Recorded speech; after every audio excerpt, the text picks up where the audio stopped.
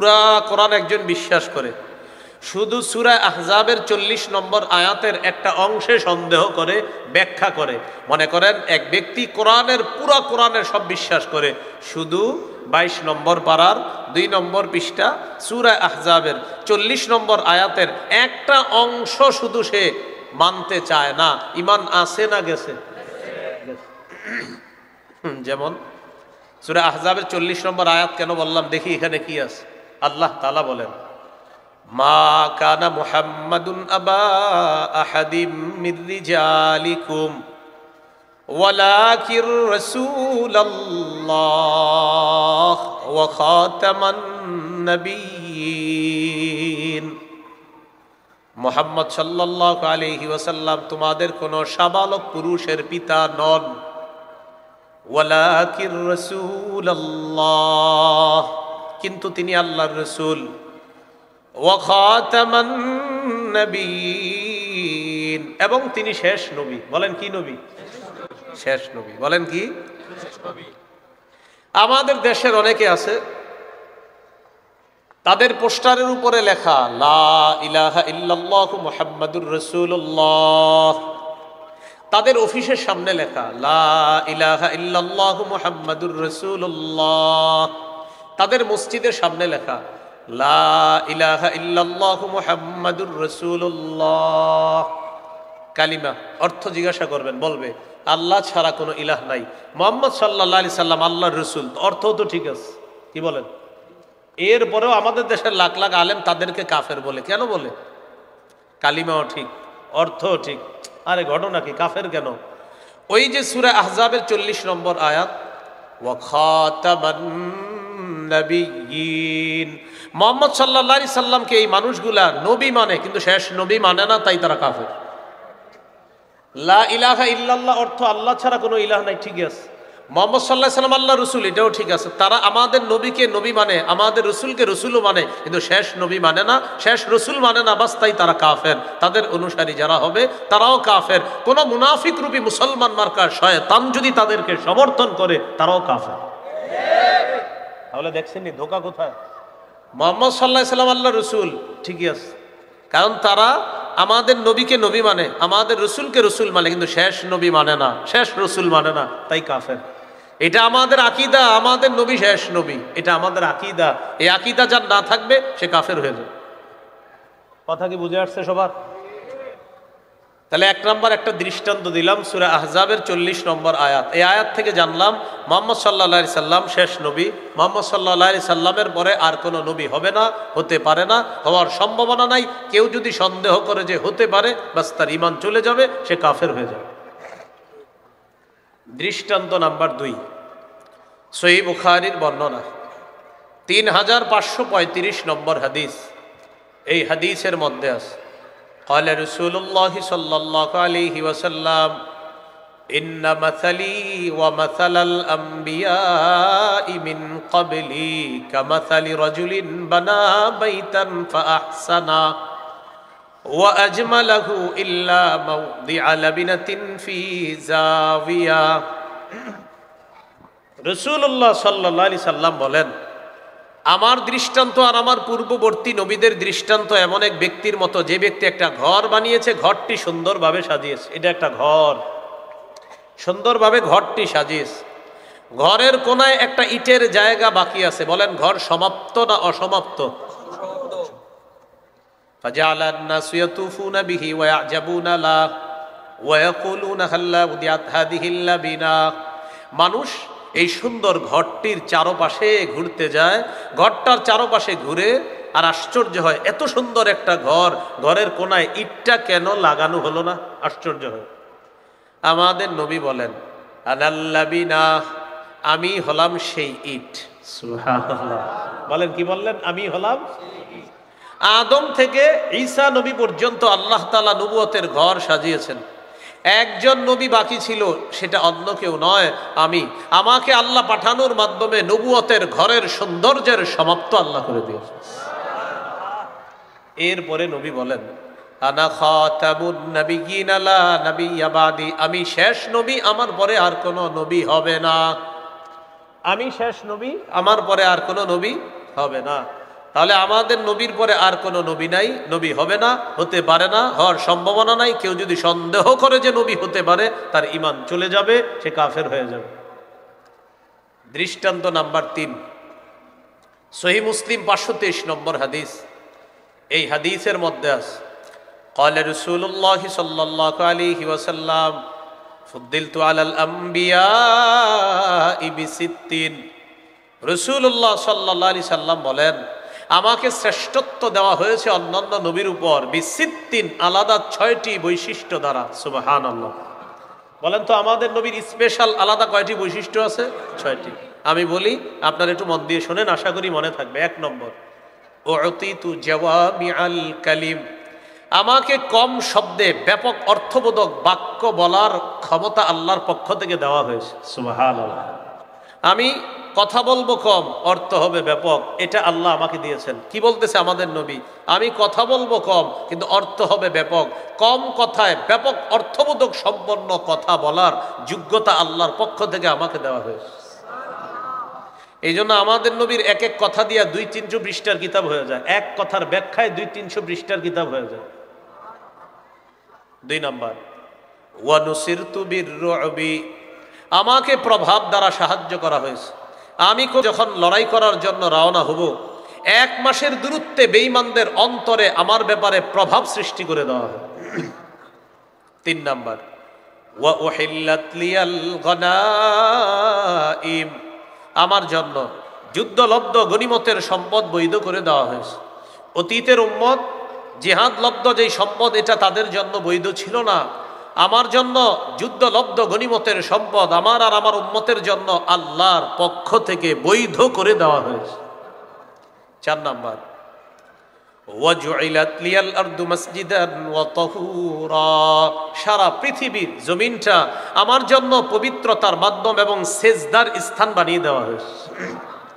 আইয়ুমা রাজুলিন মিন উম্মতি আদরাকাতহুস সালাহ, আমার কোন উম্মত নামাজের সময় যদি হয়, আশেপাশে যদি ইবাদতখানা না পায়, ওই পবিত্র জমিনেই সে নামাজ পড়বে, আল্লাহ তার নামাজ কবুল করে নেবেন।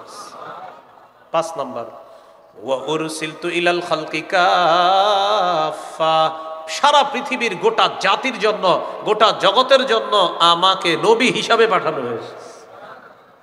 6 নম্বর, ওয়া খুতিমা বিয়ান নাবিয়ুনা, এই অনুবাদটা সবাই মিলে করি, বলেন, আমার মাধ্যমে নবুয়তের দরজা বন্ধ করে দেওয়া হয়েছে। এটা 6 নম্বর। ওয়া খুতিমা বিয়ান নাবিয়ুনা, আমার মাধ্যমে নবুয়তের ধারাবাহিকতা এটা বন্ধ করে দেওয়া হয়েছে। আমার পরে নতুন করে আর কোনো নবী আল্লাহ বানাবেন না, পাঠাবেন না। আমি শেষ নবী, আমার পরে আর কোনো নবী নেই। সুবহানাল্লাহ। এই গেল 3 নম্বর দৃষ্টান্ত। দৃষ্টান্ত নাম্বার 4, তিরমিজির হাদিস 2272 নম্বর হাদিস। এই হাদিসের মধ্যে আছে, ক্বালা রাসূলুল্লাহ সাল্লাল্লাহু আলাইহি ওয়াসাল্লাম, লা তাকুমুস সাআ হাত্তা তালহাকা ক্বাবাইলু মিন উম্মতি বিল মুশরিকিনা ওয়া হাত্তা ইয়াবুদুল আওসান। রাসূলুল্লাহ সাল্লাল্লাহু আলাইহি সাল্লাম বলেন, কিয়ামত ততক্ষণ হবে না যতক্ষণ আমার উম্মতের একদল মুশরিকদের সাথে মিলিত না হবে আর তাদের ইবাদতে শরীক না হবে। মানে আমার উম্মতের একদল মুশরিকদের সাথে মিলবে, আবার তাদের যে পূজা আছে, তাদের যে ইবাদত আছে, ওই ইবাদতে তারা শরীক হবে। মানে তাদের ধর্মীয় উৎসবে আমার উম্মতের একদল শরীক হবে। এর আগ পর্যন্ত কিয়ামত হবে না। এখন তো আমাদের দেশে এই অবস্থা, আমরা সম্প্রীতির নামে এমন এক পর্যায়ে চলে যাই মাঝে মাঝে, যেন শিরিকের মধ্যে আমরা ডুবে যেতে চাই। এটা শরীক না, এটা তো অন্যায়, এটা ঠিক না। শিরিককে শুভেচ্ছা না জানালে যেন এটা কোনো আপনার শুভেচ্ছাই হবে না। আল্লাহ হেফাজত করেন। এই গেল আপনার রাসূল সাল্লাল্লাহু আলাইহি সাল্লাম বললেন, আমার উম্মতের একদল মুশরিকদের সাথে মিলিত হবে, মিলিত হয়ে তাদের ইবাদতে অংশগ্রহণ করবে। এটা না হওয়া পর্যন্ত কিয়ামত হবে না। এরপরে রাসূলুল্লাহ সাল্লাল্লাহু আলাইহি সাল্লাম বলেন, ওয়া ইন্নাহু সায়াকুনু ফি উম্মতি 30 দাজ্জালুনা কাযাবুনা কুল্লুহুম ইয়াজউমু আন্নাহু নাবিয়্যুন, আমার পরে আমার উম্মতের মধ্যে 30 জন মিথ্যাবাদী দাজ্জাল আবির্ভাব ঘটবে। এই প্রত্যেকে দাবি করবে সে নবী, প্রত্যেকে দাবি করবে সে নবী। শোনো, আন্নাহু লা নাবিয়্যা বাদি, আমার পরে আর কোনো নবী হবে না, নবী নাই, নবী হবে না, নবী হতে পারে না। তাহলে আমাদের নবীর পরে আর কোনো নবী আসবে না বললেন না, হবে না বলেন, আসবে না বলেন, হবে না, সবাই বলেন হবে না, বলেন আমাদের নবীর পরে আর কোনো নবী হবে না। ঈসা নবী আমাদের নবীর আগে নবী হয়েছেন, মৃত্যুবরণ করার জন্য তিনি দুনিয়াতে আসবেন, তবে নবী হবেন না, তিনি তো নবী হয়েই গিয়েছেন। তাহলে কি শিখলাম? আমাদের নবীর পরে কেউ নবী হবে না।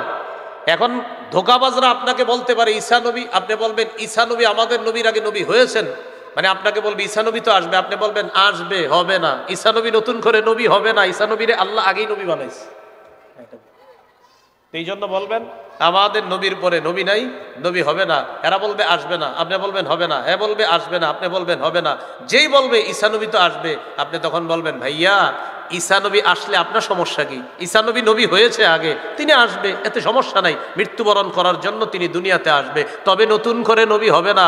আমাদের নবীর পরে নবী নাই, হবে না, হতে পারে না। এই আকীদা যদি তুমি না রাখো, তুমি কাফের, অনুসারী কাফের, সমর্থনকারী কাফের। বুঝে ঠিক বলতেছেন তো? আকীদার মাসালা। এই গেল আপনার 4 নাম্বার দৃষ্টান্ত। দৃষ্টান্ত নাম্বার 5 তিরমিজির হাদিস। এই হাদিসের মধ্যে আছে ক্বালা রাসূলুল্লাহ সাল্লাল্লাহু আলাইহি ওয়াসাল্লাম, 2219 2222 এই দুটি হাদিস পাশাপাশি। রাসূলুল্লাহ সাল্লাল্লাহু আলাইহি সাল্লাম বলেন, ইন্নার রিসালাতা ওয়ান নুবুওয়াতা ক্বাদ ইনকাতাআত ফালা রাসূলা বা'দি ওয়ালা নাবিয়্যা। রিসালাত এবং নবুয়ত এটা শেষ হয়ে গেছে, রিসালাত এবং নবুয়ত এটা বন্ধ হয়ে গেছে আমার মাধ্যমে।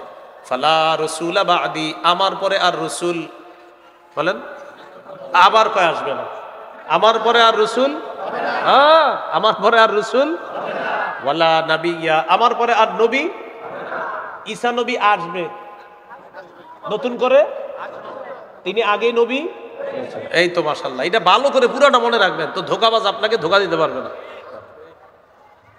তাহলে রাসূলুল্লাহ সাল্লাল্লাহু আলাইহি সাল্লাম বলেন আমার পরে নবী হবে না, আমার পরে রসুল হবে না। ওয়ালাকিনিল মুবাশশিরাত, তবে সুসংবাদ থাকবে। সুবহানাল্লাহ, কি থাকবে? সুসংবাদ। সাহাবীরা প্রশ্ন করলেন মাল মুবাশশিরাতু ইয়া রাসূলুল্লাহ, হুজুর সুসংবাদ কি জিনিস? ফাকালা রাসূলুল্লাহ সাল্লাল্লাহু আলাইহি ওয়াসাল্লাম রুইয়াল মুসলিম, নবী বলেন মুসলমানের স্বপ্ন, এটাই হবে সুসংবাদ। সুবহানাল্লাহ। অন্য হাদিসে আছে ইযাক্তারাবাজ জামান লাম তাকাদ রুইয়াল মুমিনি তাকযিব, কিয়ামত যত কাছে আসবে মুমিনের স্বপ্ন তত সত্য হবে। কিয়ামত যত কাছে আসবে, কিয়ামত যত ঘনিয়ে আসবে, মুমিনের স্বপ্ন তত সত্য হবে। এই গেল 5 নাম্বার দৃষ্টান্ত। দৃষ্টান্ত নাম্বার 6 সহিহ বুখারীর বর্ণনা 3455 নম্বর হাদিস।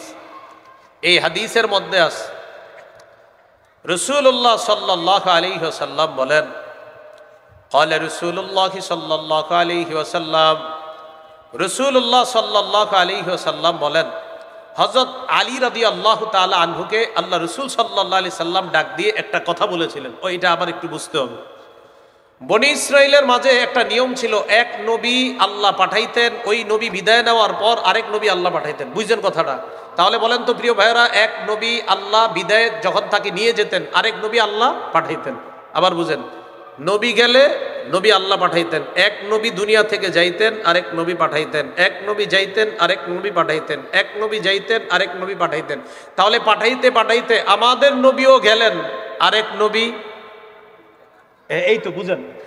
তাহলে নিয়ম নিয়ম হাদিসে আসছে, দেখেন ক্বালা রাসূলুল্লাহ সাল্লাল্লাহু আলাইহি ওয়াসাল্লাম কানাত বানু ইসরাঈলা তাসুসুহুমুল আম্বিয়া, বনি ইসরাইলের নেতৃত্ব দিয়েছে নবীগণ। কুল্লামা হালাকা নাবিয়্যুন খালাফাহু নাবিয়্যুন, যখনই কোনো নবী ইন্তেকাল করেছে তখন আল্লাহ আরেক নবী পাঠিয়েছে, আবার যখনই কোনো নবী ইন্তেকাল করেছে আল্লাহ আরেক নবী পাঠিয়েছেন। তাহলে নিয়ম অনুযায়ী ধোঁকাবাজ আপনারে বুঝাবে, দেখছো এক নবী গেলে আরেক নবী দুনিয়াতে আসবে, এটাই নিয়ম আপনারে বলবে। তো আমাদের নবীর হাদিস কিন্তু শেষ হয় নাই, এই হাদিসের মধ্যে আল্লাহ নবী বলেন, এক নবী চলে যাওয়ার পর আরেক নবী আল্লাহ পাঠাইতেন, তবে আমাকে আল্লাহ পাঠানোর পর আমি যখন চলে যাব আমার পরে কিন্তু আর নতুন করে নবী পাঠাবে না, নতুন করে আল্লাহ নবী বানাবেন না। বলে দিস, শোনো, এক নবী চলে গেলে আরেক নবী আল্লাহ পাঠাতেন, তবে লা নবিয়্যা বাদি, আমার পরে কিন্তু আল্লাহ নতুন করে আর কোনো নবী বানাবেন না, আমি শেষ নবী, আমার পরে আর নবী নেই। তাহলে পুরো হাদিসটা কি? এক নবী গেলে আল্লাহ আরেক নবী পাঠাতেন, এতটুকু হাদিস না, আরেকটু রয়ে গেছে কি? এক নবী যাওয়ার পর আরেক নবী আল্লাহ পাঠায়, আরেক নবী পাঠায়, আবার যায়, আবার পাঠায়, আবার যায়, আবার পাঠায়। শোনো, আমি নবীকে আল্লাহ পাঠাইছে, আমি যখন চলে যাব আমার পরে কিন্তু আর নবী হবে না, এটা মাথায় রাখবা। এই গেল 6 নম্বর দৃষ্টান্ত। দৃষ্টান্ত নাম্বার 7, সহিহ বুখারীর বর্ণনা 4416 নম্বর হাদিস। এই হাদিসটা একটু বুঝেন, ধোঁকাবাজ আপনারে ধোঁকা দিতে পারে। একবার নবীজি সাল্লাল্লাহু আলাইহি সাল্লাম তাবুক যুদ্ধে রওনা করলেন। তাবুক যুদ্ধে যাওয়ার সময় মদিনার একজন প্রতিনিধি লাগবে, মদিনা যিনি দায়িত্ব পালন করবে, দায়িত্ব দিলেন হযরত আলী রাদিয়াল্লাহু তাআলা আনহু। প্রিয় ভাইয়েরা, নবী তাবুক যুদ্ধে যাওয়ার সময় মদিনার দায়িত্ব কাকে দিলেন?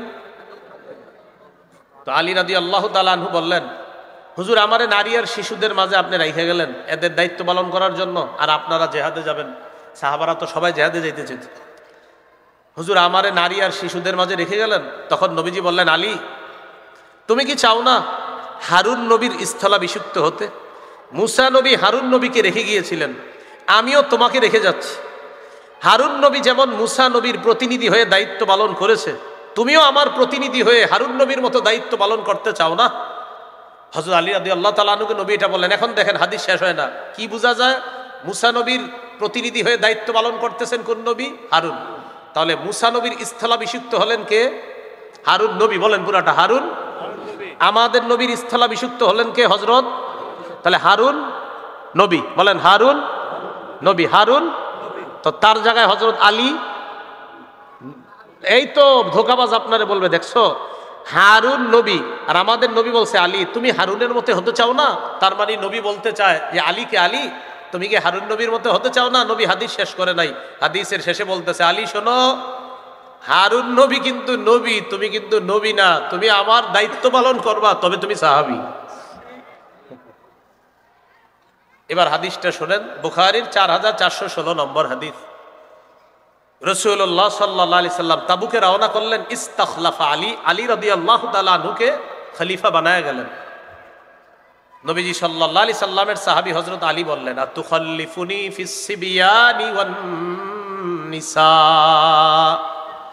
ইয়া রাসূলুল্লাহ, আমাকে আপনি নারী আর শিশুদের মধ্যে রেখে যাচ্ছেন। নবীজি বললেন, আলা তারদা আন তাকুনা বিমানজিলাতি হারুন মিন মূসা, আলী তুমি কি হতে চাও না মুসা নবীর যেমন হারুন নবী স্থলাভিষিক্ত হয়েছিলেন, তুমি কি তেমনি ভাবে আমার স্থলাভিষিক্ত হতে চাও না?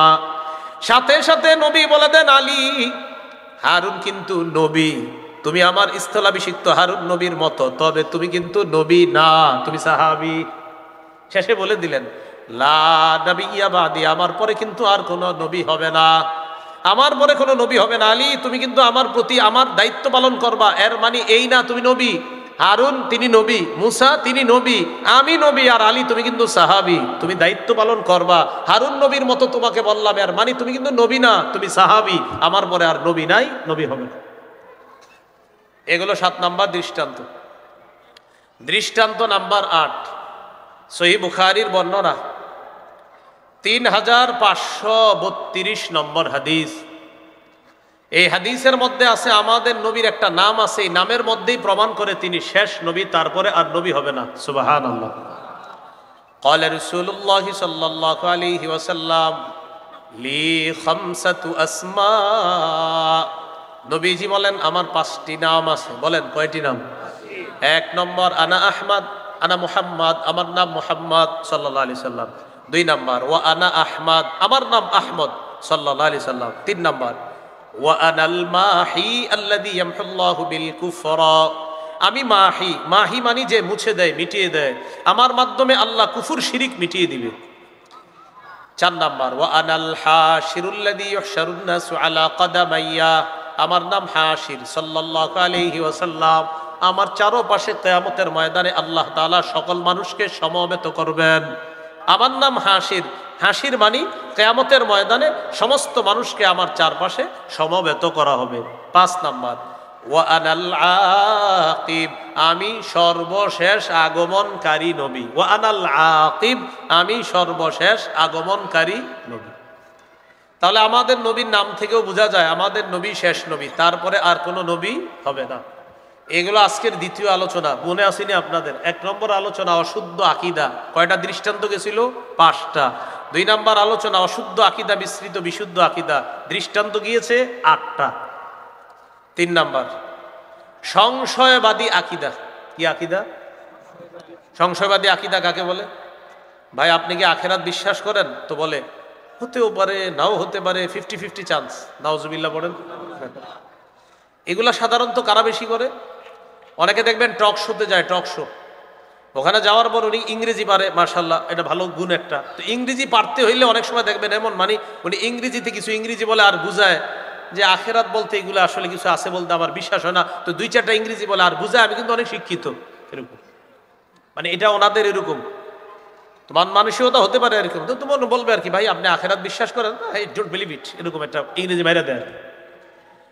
এখন ওনার ধারণা হলো আমি যে ইংরেজিটা বললাম আমি কিন্তু অনেক বড় একজন শিক্ষিত, আর উনি এরকম মনে করে টুপি দাড়িওয়ালা, এরা কি আর কিছু বুঝবে? কিন্তু এটা ওনার মাথায়ও নাই। টুপি দাড়িওয়ালা অনেকে ওনার চেয়ে আরো সুন্দর ইংরেজি বলতে পারবে ঘন্টার পর ঘন্টা। তো যাই হোক, সেটা অন্যদিকের আলোচনা। তো এখন ওনার উদ্দেশ্য হলো উনি ভাবতেছে যে ইংরেজিটা একটা বললাম, তো বললাম যে না আখেরাত হবে কি হবে না এগুলা 50-50 চান্স, হতেও পারে নাও হতে পারে। নাউজুবিল্লাহ বলেন। এটাকে বলে সংশয়বাদী আকীদা। কি আকীদা? এই ব্যক্তির পরিণতি জাহান্নাম।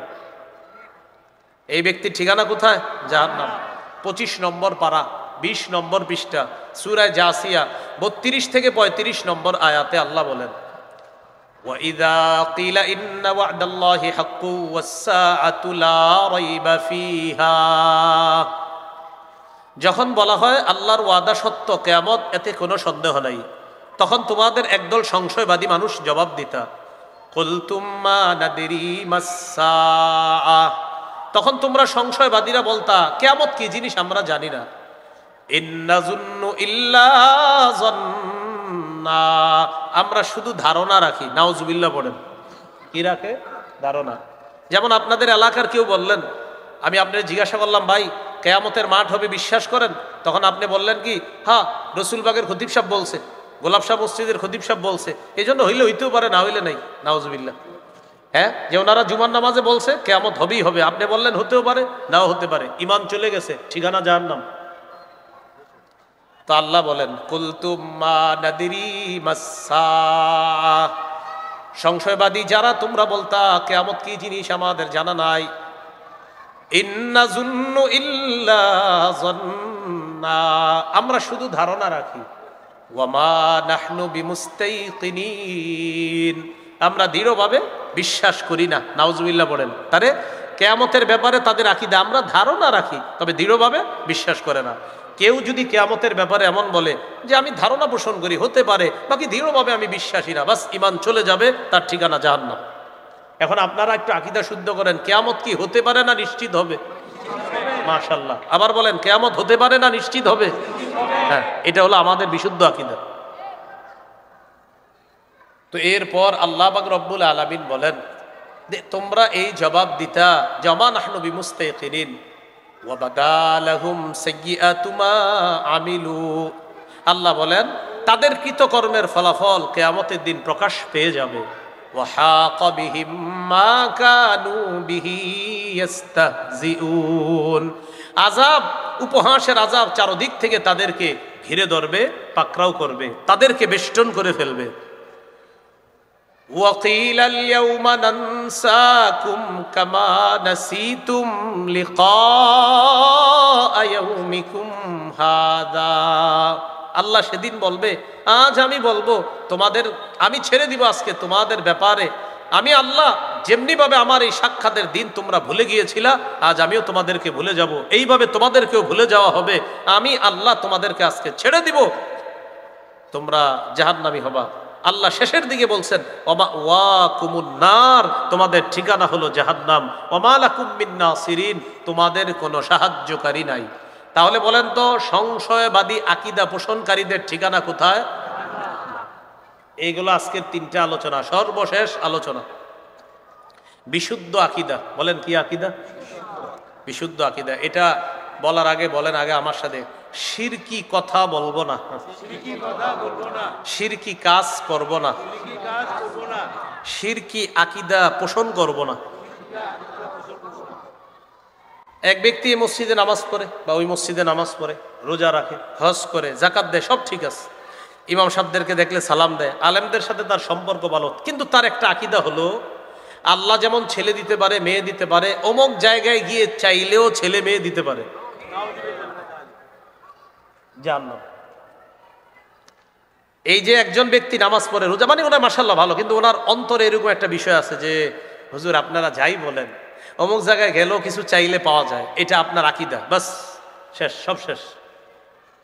সূরা শুরা 49-50 নম্বর আয়াতে আল্লাহ বলেন লিল্লাহি মুলকুস সামাওয়াতি ওয়াল আরদ, আসমান জমিনের রাজত্ব আল্লাহর। ইয়াখলুকু মা ইয়াশা, তিনি যা ইচ্ছা তা সৃষ্টি করেন। ইয়াহাবু লিমান ইয়াশাউ ইনাসা, তিনি যাকে ইচ্ছা কন্যা সন্তান দান করেন। ওয়ায়াহাবু লিমান ইয়াশাউ যুকুর, তিনি যাকে ইচ্ছা ছেলে সন্তান দান করেন। বলেন মেয়ে দেয় কে? ছেলে দেয় কে? আগে কার কথা বলছে? মেয়ের কথা না ছেলে? মেয়ে। কিন্তু মেয়ে হইলে অনেকের চেহারা কালো হয়।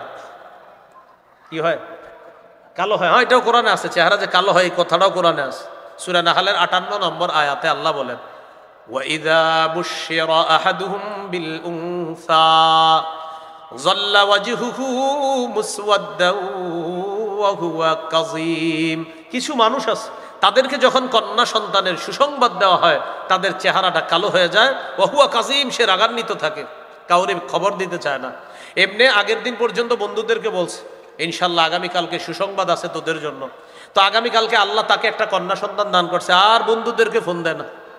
বন্ধুরা ফোন দেয়, ঘটনা কি, কি অবস্থা, তোমার স্ত্রী সন্তান সম্ভবা ছিল, সুসংবাদ আসছে। হ্যাঁ তোকে একজন বাতিজিস, হ্যাঁ হ্যাঁ ওই তোকে বাতিজিস, মানে এটা বলতে চায় না, মানে অনেক কষ্টে বইলা ফেলছে। তোকে কি হয়েছে? বাতি, হ্যাঁ হ্যাঁ ওই বাতিজিস। আরেকজনে খোঁজ নিতে হয়। আর যদি ছেলে হয়, আজিমপুরের যত মিষ্টি দোকান আছে হে আগেই সবার অর্ডার করবে, ভাই মিষ্টি দোকান টোকান যা আছে সব অর্ডার করে রাখবে। কেন? আমার কষ্ট লাগে কখন, যখন কোনো কন্যা হইলে দাদিও রাগ করে। কে? দাদিও রাগ করে। আচ্ছা দাদি কি মহিলা না পুরুষ? উনি কষ্ট পায় কেন? তো যাই হোক, আল্লাহ বলেন ইয়াহাবু লিমান ইয়াশাউ ইনাসা, আল্লাহ যাকে ইচ্ছা কন্যা সন্তান দান করেন। আল্লাহর কাছে ছেলে চাইবেন, মানে এটা কথা আল্লাহ আপনি আমাকে একজন নেককার ছেলে দেন, ছেলে দেন, এরপরে আল্লাহ মেয়ে দিছে, বাস এটার মধ্যে আপনার জন্য কল্যাণ হতে পারে। এই মেয়ের গর্বে আল্লাহ আপনাকে নেককার নাতি দিবে, যে নাতি সারা পৃথিবী উজ্জ্বল করবে, আলোকিত করবে। তো আল্লাহ বলেন আল্লাহ যাকে চান তাকে কন্যা দান করেন, যাকে চান তাকে ছেলে দান করেন। আও ইউজাউযুহুম যুকরানা ওয়া ইনাসা, আল্লাহ চাইলে ছেলে মেয়ে উভয়টা দান করেন। ওয়ায়াজআলু মান ইয়াশাউ আকিমা, আল্লাহ চাইলে ছেলেও দিবেন না মেয়েও দিবেন না, ওই নারীকে বন্ধা বানাবেন, এই ক্ষমতা কার? এখন আকীদাটা দুরুস্ত করে নি, চলেন মেয়ে দেয় কে? ছেলে দেয় কে? ছেলে মেয়ে উভয়টা দিবে কে? একটাও দিবে না, ক্ষমতা কার? কিন্তু আপনার আকীদা হলো অমুক জায়গায় গিয়ে অমুকরে বললে কিছু একটা হতে পারে, বাস আপনার ঈমান গেছে। শিরকি আকীদা পোষণ করব না। প্রিয় ভাইয়েরা কথাগুলো বুঝে আসতেছে? এই শিরকি আকীদা মুক্ত ঈমান নিয়ে যেতে পারলে ইনশাআল্লাহ একদিন আল্লাহর জান্নাত। সুবহানাল্লাহ। সহিহ বুখারী 1237 নম্বর হাদিস, ছোট হাদিস। সহিহ বুখারী 6443 নম্বর হাদিস, বড় হাদিস। দোনো হাদিসের বিষয়বস্তু এক, একটা একটু বড় আর একটা একটু ছোট। কোনটা শুনবেন, বড়টা না ছোটটা? আচ্ছা ঠিক আছে, বড়টাই বলি। দুটোটা একই বিষয়বস্তু, বড়টা হইলে পুরোটা পাইলেন, ছোটটা হইলে একটু পাইবেন আর কি।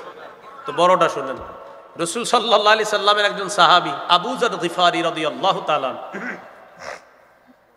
তিনি বলেন একদিন রাতের বেলা রাসূল সাল্লাল্লাহু আলাইহি সাল্লাম মাঠে হাঁটতেছে, একটা খোলা ময়দানে হাঁটতেছে, চাঁদের আলোতে আল্লাহ রাসূল হাঁটতেছে সাল্লাল্লাহু আলাইহি সাল্লাম। আমি যখন নবীকে দেখলাম নবী একা হাঁটতেছে, আমি ভাবলাম নবী মনে হয় একা হাঁটাটাই পছন্দ করতেছে, তাই আমি দূরে দূরে হাঁটতেছি, মানে দূরে দূরে আমি হাঁটি আর দেখি নবীজি কোথায় যায়। কথাটা একটু বোঝার চেষ্টা করবেন। নবী একা হাঁটে, আমি দূরে হাঁটি, কাছে যাই না কেন? আমি ভাবলাম আল্লাহ নবী মনে হয় একা হাঁটাটাই পছন্দ করতেছে, থাক নবী একাই হাঁটুক। ফালতাফাতা ইলাইয়া, হঠাৎ নবী আমার দিকে তাকাইলেন, এইভাবে তাকায় বললেন, মান, এই কে? দেশ গ্রামে রাতের অন্ধকারে পুকুরের এই পাশে আমি আছি, আরেক পাশে আপনি, তখন আমরা দেখবেন এরকম বলি, এই পুকুরের ওই পার কে? হ্যাঁ, এরকম বলি। আমাদের নবীজি সাহাবীরে দূর থেকে দেখে বললেন, মান, এই কে? আবু যর গিফারি রাদিয়াল্লাহু তাআলা আনহু বললেন, হুজুর আবু যর। ও আবু যর, জি হুজুর। তাল, আরে এদিকে আসো। সুবহানাল্লাহ। তাহলে প্রথমে ছিলেন দূরে, সাহাবীকে বললেন কে? সাহাবী বললেন হুজুর আবু যর। ও আবু যর, আরে এদিকে আসো। কাছে নিয়ে আসলেন। কাছে আনার পর এবার সাহাবী আবু যর গিফারি রাদিয়াল্লাহু তাআলা আনহু বলেন, আমি নবীজির সাথে চলতে লাগলাম। চলতে চলতে নবীজি আমাকে বললেন, ইন্নাল মুকসিরিনা হুমুল মুকিল্লুনা ইয়াউমাল কিয়ামাহ। আবু যর, অধিক সম্পদশালীরা কিয়ামতের ময়দানে একদম সওয়াব কম হবে। নাউজুবিল্লাহ পড়েন। কি বললেন? অধিক সম্পদশালীরা কিয়ামতের ময়দানে সওয়াব একদম কম হবে। বাড়িওয়ালারা টেনশনে পড়ে যায় না, হাদিস পুরাটা শোনেন। হ্যাঁ, বাড়িওয়ালা যারা টেনশনে পড়ে, হুজুর আপনি এটা কি বললেন, শুনে নেন পুরাটা। তো নবীজি প্রথম বললেন অধিক সম্পদশালীরা কিয়ামতের ময়দানে একদম নেকি কম হবে।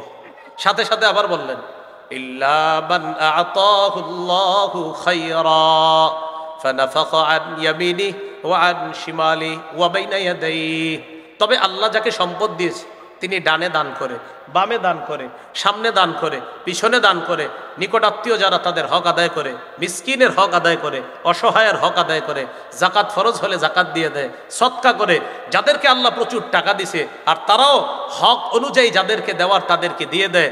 দুনিয়াতে যেমন তাদের বেশি সম্পদ, আখেরাতে তাদের নেকিও হবে বেশি। তাহলে বললাম না, পুরোটা শুনলে টেনশন কেটে যাবে। তাহলে কি শিখলাম? টাকা আছে কিন্তু আপনি খাত অনুযায়ী খরচ করেন না, তাহলে ধরা খেয়ে যাবেন। কিন্তু আপনার টাকা পয়সা আল্লাহ দিচ্ছে, আপনি খাত অনুযায়ী দিচ্ছেন, আপনি আপনার অসহায় বোনটার প্রতি তাকাইলেন, আপনি আপনার অসহায় ভাইয়ের প্রতি লক্ষ্য রাখলেন, আপনি মিসকিনের প্রতি লক্ষ্য রাখলেন, আপনার প্রতিবেশী এতিম যারা আছে তাদের লক্ষ্য রাখলেন, আপনাকে আল্লাহ সম্পদও যেমন বেশি দিছে, কিয়ামতের মাঠে সওয়াবও বেশি দিবে। তো এটা বলতে বলতে বলতে বলতে এক জায়গায় গিয়ে নবীজি বললেন, আবু যর তুমি আর আমার সাথে যাবা না, এখানে অপেক্ষা করো। সুবহানাল্লাহ বলেন, এখানে থাকো। লা তাবরাহ মাকানাক হাত্তা আরজিআ ইলাইকা। আমি আসার আগ পর্যন্ত এখান থেকে নড়বা না, আমি একটু সামনে যাব, তুমি আর যাও না। বসায় দিস।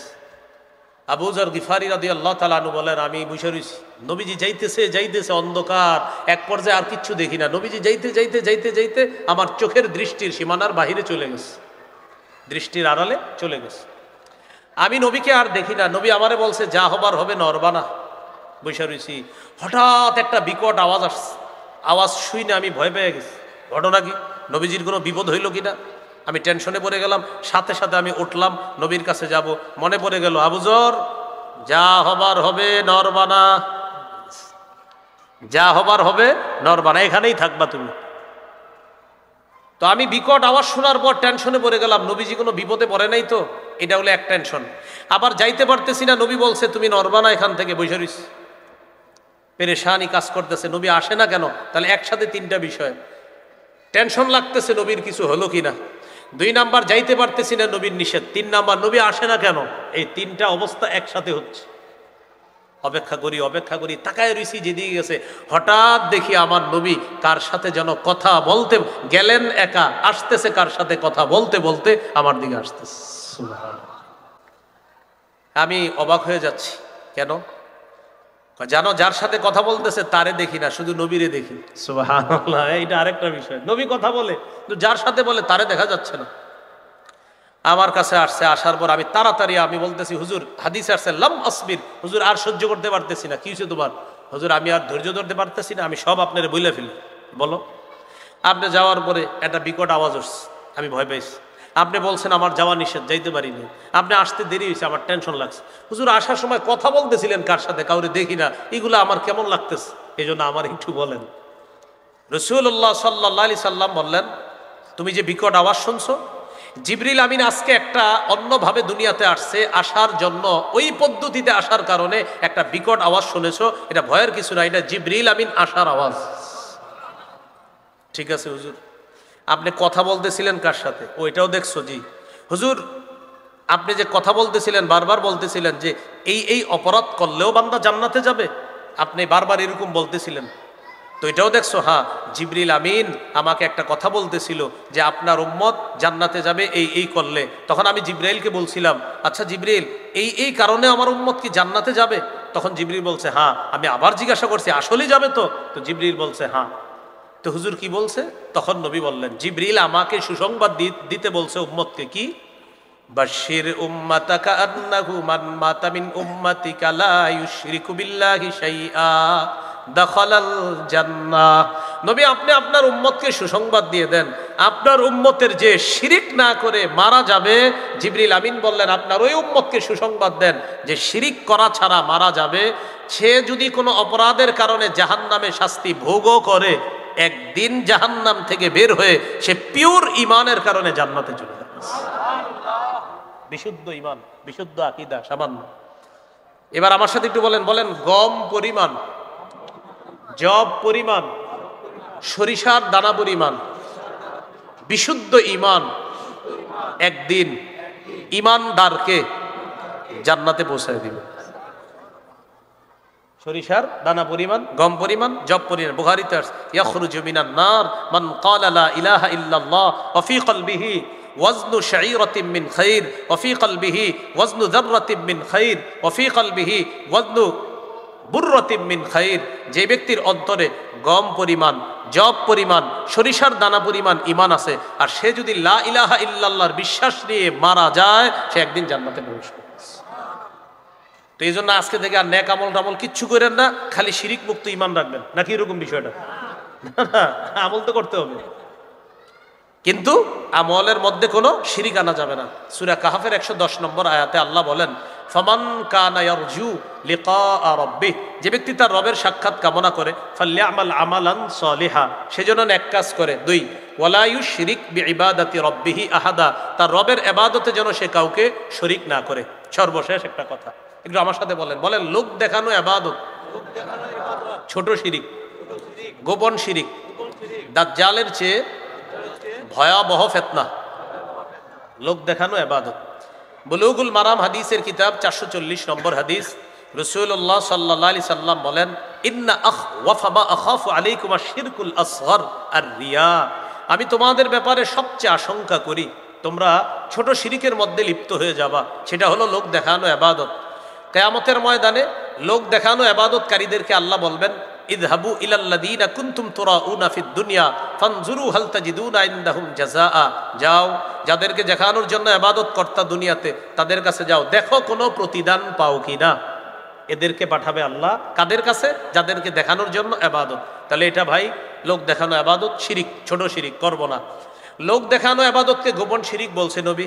সহিহ ইবনে খুজাইমা 2 নম্বর খণ্ড 140 নম্বর পৃষ্ঠা, রাসূলুল্লাহ সাল্লাল্লাহু আলাইহি সাল্লাম বলেন, ইয়া আইয়ুহান নাস ইয়াকুম আশ-শিরকাস সারাইর, হে লোক সকল, গোপন শিরিক থেকে তোমরা বাঁচো।